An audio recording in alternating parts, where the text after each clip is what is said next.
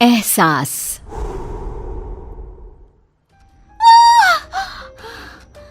फिर एक सपना, उसके पूरे होने का डर। क्यों ये सब क्यों हो रहा है मेरे साथ? क्यों? प्रीति और उसके सपने, अनकहे अनजाने, कुछ राज समेटे हुए। ये कहानी शुरू होती है बंगाल के एक छोटे से शहर वीरानगंज से, जहाँ प्रीति अपने परिवार के साथ रहती थी। उसे बचपन से ही अजीबोगरीब एहसास हुआ करते थे, जिसके होने की वजह से वो आज तक अनजान थी। क्या हुआ बेटा, तू चीखी क्यों? बड़ी माँ, सपने में एक काले कपड़े पहना आदमी हाथ में खंजर लिए मेरे पीछे भाग रहा था। मैं चीखती हुई भाग रही थी और तभी मेरी नींद टूट गई। वो काले कपड़े वाला आदमी कौन होगा बड़ी माँ? ये सब कुछ नहीं होता बेटा, बस एक सपना था। वो इंसान है हम, तो सपने तो आएंगे ही ना। इन चीजों में दिमाग मत लगाया कर, सो जा। रूपा प्रीति को सांत्वना देकर कमरे से बाहर तो आ जाती है, पर उसका मन भी डर से भर जाता है। इतिहास अपने आप को दोहरा रहा है। हे देवी माँ, मेरी बच्ची की रक्षा करना। अगली सुबह प्रीति रोज की तरह कॉलेज के लिए निकलती है। रास्ते में उसकी नजर हूबहू वैसे ही आदमी पर पड़ती है जिसे उसने सपने में देखा था। उसका चेहरा बिल्कुल काला और आंखें लाल थी। वो अपनी आंखें बड़ी बड़ी कर प्रीति को देखता है। बड़ी माँ मानती ही नहीं है। लो, वही आदमी दिख गया। अब मैं क्या करूं? भगवान मेरी रक्षा करना। प्रीति जैसे ही ये बात कहकर पीछे मुड़ती है, वो आदमी अचानक ही गायब हो जाता है। मेरा हाथ, बहुत जलन हो रही है। प्रीति क्या देखती है कि उसके हाथ में हर तरफ नोचने के निशान थे। ये अचानक मेरे हाथों पर खरोच के निशान कैसे आ रहे हैं? लग रहा है किसी ने बेरहमी से नोचा है। बहुत दर्द हो रहा है। कॉलेज पहुंचते ही कोई क्रीम लगाती हूँ। प्रीति जैसे ही कॉलेज पहुंचती है, उसके शरीर के निशान देखकर उसके फ्रेंड्स चौंक जाते हैं। प्रिया कहती है, ये ऐसे खरोच के निशान, लग रहा है किसी जानवर ने नोचा हो। ये कैसे हुआ प्रीति? पता नहीं यार, अचानक ही।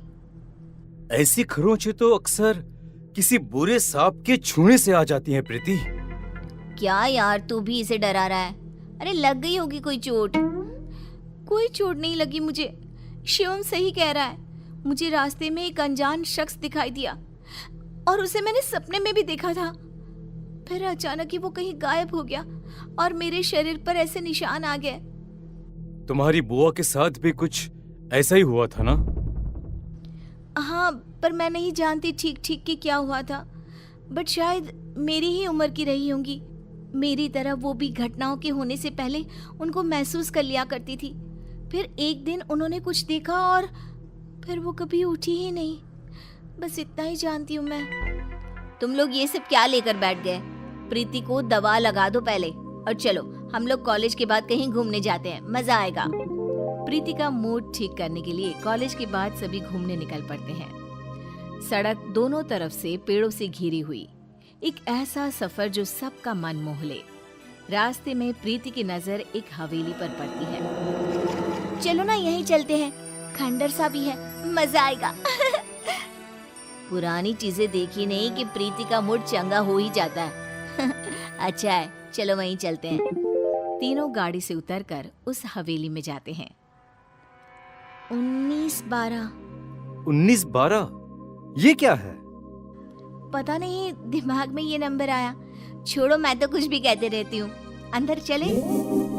तीनों उस पुरानी हवेली के अंदर जाते हैं। प्रीति जैसे ही हवेली की दहलीज पर कदम रखती है, अचानक आंधी तूफान सा माहौल हो जाता है और तेज ठंडी हवा बहने लगती है।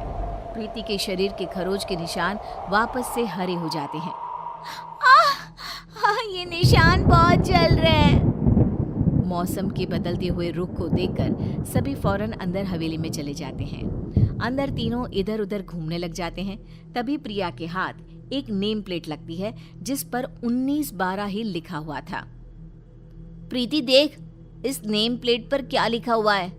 कर्णिका पैलेस 1912। तेरी बुआ का नाम भी तो कर्णिका ही था ना? हाँ, मतलब कि ये घर मेरा भी है, पर सबने आज तक ये छुपाया क्यों? तभी प्रीति ऊपर देखती है जहां उसे गैलरी में वही काला साया दिखाई देता है जो प्रीति को देखकर मुस्कुराता है। देखो फ्रेंड्स, वही वही काला साया है ऊपर। सभी ऊपर जाते हैं पर ऊपर कोई नहीं होता। कहाँ गया? अभी तो यही था। मुझे कुछ एहसास हो रहा है फ्रेंड्स, लगता है मानो इसी हवेली में मैं रही हूँ, पहले, बहुत पहले। तभी अपनी आंखों के सामने प्रीति को कुछ चीज दिखाई देनी शुरू होती है।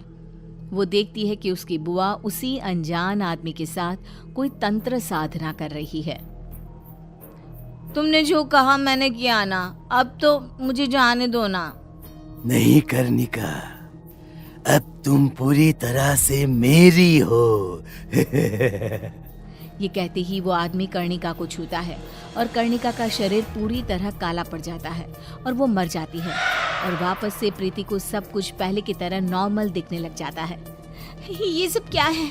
बुआ जी क्यों उस आदमी के साथ थी? कौन है वो? तभी शिवम और प्रिया के सामने भी वो अनजान आदमी आ जाता है। कैसी हो कर्णिका?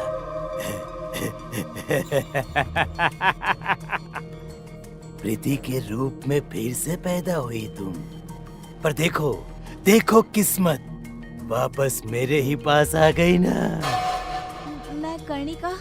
तुम्हारी बुआ कर्णिका, उसे काले जादू से ताकतें हासिल करनी थी और उसी काले जादू ने मुझे जन्म दिया। उसकी ताकत की लालच उसे ही खा गई और वो दोबारा तुम्हारे रूप में पैदा हुई। इसलिए तुम में बहुत सी शक्तियां हैं, पर अब तुम्हारे जाने का समय हो गया है प्रीति। वो कर्णिका थी, मैं प्रीति हूँ। मुझे किसी भी ताकत की कोई लालच नहीं है। यू कांट डिस्ट्रॉय मी। वो काला साया प्रीति के पीछे भागता है, बिल्कुल उसी तरह जैसा उसने सपने में देखा था। प्रीति भागती हुई ऊपर कमरे में खुद को बंद कर लेती है।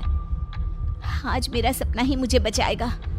प्रीति अपने सपने को याद करती हुई कमरे के एक कोने में पड़े एक मटके को निकालकर जमीन पर छोड़ देती है और साया गायब हो जाता है।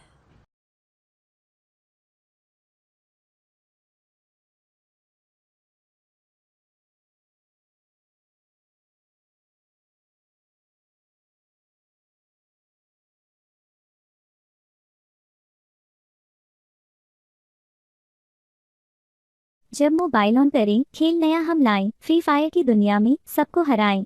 कूदे हम पैराशूट से, धरती पर आएं, लूटे गन और हेलमेट, ताकत बढ़ाएं। बच बच के दुश्मन से चालाकी दिखाएं, स्नाइपर से निशाना लगाकर गिराएं। जोन के अंदर रहना ये ध्यान में लाएं, वरन